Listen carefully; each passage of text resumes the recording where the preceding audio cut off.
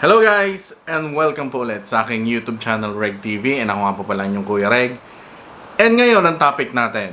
Kung gusto mo ng effective na paraan para ma-miss ka ng lalaki, ito yung mga dapat mong gawin.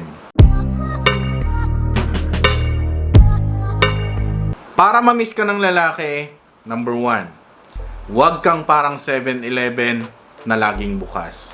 Kung gusto mong ma-miss ka niya, huwag kang parang 7-Eleven na laging bukas. Laging available at laging handang mag-serve kahit anong oras. Dahil tandaan mo, kapag hindi nahihirapan ang isang tao, hindi yan matututo na magpahalaga sa isang bagay.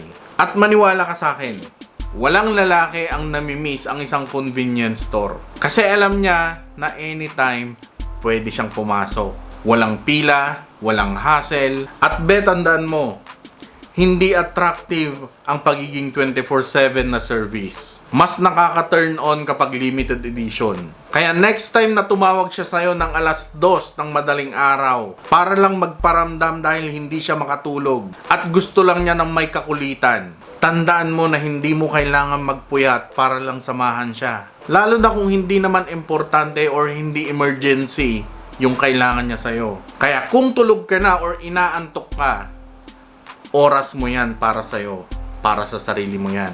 Kaya kung gusto mong mamiss ka niya, huwag kang parang 7-Eleven na laging bukas para sa kanya. Number 2, huwag kang OA sa atensyon. Huwag kang magte-text sa kanya na parang sekretary niya na laging nag-update. Kung gusto kanyang kausapin, siya dapat yung unang magparamdam sa'yo. Ibigay mo lang kung ano yung tamang oras at effort. Huwag yung sobra-sobra na parang wala ka ng ibang priority kundi siya. Dahil sa ganyan na style, mas nagiging balanse yung relasyon. Ikaw, magmumukha kang independent at confident. Habang siya, matututo or tatatak sa isipan niya na hindi ka laging nandyan. Kaya mas hahanapin at mas mamimiss ka niya. Huwag kayong mag-alala kung ganyan yung gawin nyo sa lalaki. Dahil nature na talaga naming mga lalaki ang mag-hunt ng mga bagay na gusto namin. Kaya kung madali nyong ibibigay yung mga gusto namin, hindi kami mahihirapan. Mawawalan kami ng gana. Maboboring. Kaya ang gawin mo, magpahabol ka lang. Hayaan nyo na yung lalaki ang gumawa ng effort. Pangatlo, mag-iwan ka ng signature move. Kung gusto mong mamiss ka niya, mag-iwan ka ng signature move. Alam mo yung tipo na kahit saan siya magpunta, kahit na 10 babae pa yung makita at makasama niya, ikaw pa rin yung tatatak sa kanya. Yung ganon, yung parang may signature ka na kakaiba sa iba. Hindi pwedeng parang normal lang na kagaya ng iba na nagpapakyut lang. Dahil maraming mga babae dyan, puro pakyut din lang. Huwag ganon dahil kung basic ka lang, mabilis ka lang niyang makalimutan. Kaya dapat may trademark ka, may sarili kang signature. Na kahit sa panaginip niya, babalik-balikan ka niya. Halimbawa na lang, meron kang isang joke or isang punchline na paulit-ulit niyang naririnig sa utak niya. Or, yung tawa mo na ang lakas-lakas na nakakahawa. Yung pagbatok mo sa kanya or paghampas mo sa kanya kapag kinikilig ka. Hindi lahat ng babae meron yan. Kaya sigurado, hahanap-hanapin ka niya. Or, kung kakikilala nyo pa lang, kakamit nyo pa lang, para lalong mamiss ka niya, ang gawin mo, bitinin mo. Huwag mong ibibigay sa kanya ang lahat ng tungkol sa'yo sa isang upuan lang. Hayaan mong hintayin niya yung mga susunod na kwento ng buhay mo sa mga susunod na pagkikita nyo or date nyo. Kaya dapat may mga signature move ka. Para kahit anong gawin niya, ikaw at ikaw pa rin yung hahanapin niya. Pang-apat, huwag kang predictable. Mamimiss ka ng isang lalaki kung hindi ka madaling hulaan or hindi ka predictable.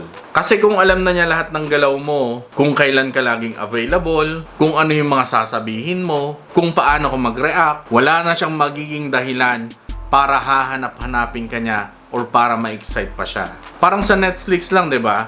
Alam mo na agad kung ano yung mga top 10. Alam mo na kung ano yung mga title ng mga K-drama. Kaya parang nakakasawa, 'di ba? Kaya dapat gawin mong medyo mysterious yung mga moves mo. Halimbawa, minsan parang super sweet ka sa kanya. Minsan naman parang deadma ka lang sa kanya. Minsan tatawag or magte-text ka sa kanya nang hindi niya inaasahan. Dahil sa pagiging unpredictable mo, dyan ka niya mas lalong iisipin. Iisipin niya kung anong ginagawa mo ngayon, kung kailan ka magte-text or tatawag sa kanya, at doon magsisimula na mamiss ka niya. At kung mamamaster mo yan, hindi ka lang niya laging mamimiss. Hahanap-hanapin ka pa niya at lagi siyang ma-excite na makita ka. Panglima, ipakita mo na hindi mo siya kailangan. Kung gusto mo na mamiss ka niya, ipakita mo na kaya mong mabuhay kahit wala siya. Na hindi mo siya kailangan para lang sumaya. Ipakita mo yung mga goals mo, yung buhay mo, yung kasiyahan mo. Ipakita mo lahat ng yan sa kanya na kaya mong gawin yan kahit wala siya. Na hindi lang nakabase sa kanya yung mga kasiyahan mo. Mag-travel ka, mag-enjoy ka, magpakasaya ka kasama ng mga kaibigan mo, mag-post ka ng konting achievements, ipakita mo na nag-glow up ka, ipakita mo na kaya mong gawin ang lahat ng yan kahit na hindi siya kasama. At pag nakita niya yan, dyan ka niya magsisimulang mamiss. Dahil pag nakita niya na okay ka lang kahit wala siya, biglang papasok sa utak niya yung tanong na, Teka lang, bakit parang okay siya kahit wala ako? kaya dyan ka niya mamimiss ng sobra. Dahil ang isang babae na independent at self-sufficient, sila yung mga babae na kakaiba. At yan yung hahanap-hanapin at mamimiss ng isang lalaki. Kaya huwag kang desperada, huwag kang laging available. Number 6, ipakita mo na kaya mong mawala.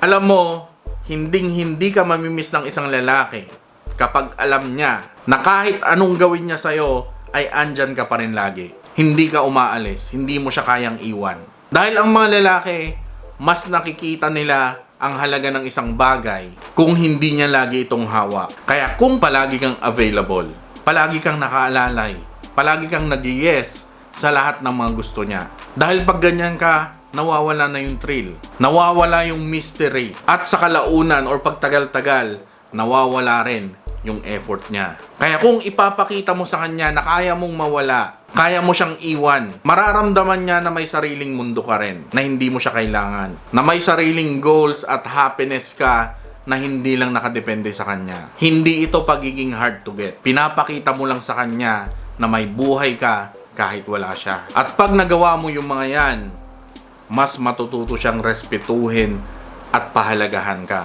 Kaya kung gusto mo na mamiss ka ng isang lalaki, wag na wag mong ipagsiksikan yung sarili mo. Kasi kung pinapakita mo sa kanya na kaya mong mawala, doon niya marirealize na ikaw pala yung hindi niya kayang palitan. So yun, Reg TV nga po pala, and maraming salamat sa panonood. And ingat kayo sa mga kayo naroon. God bless. Peace and goodbye.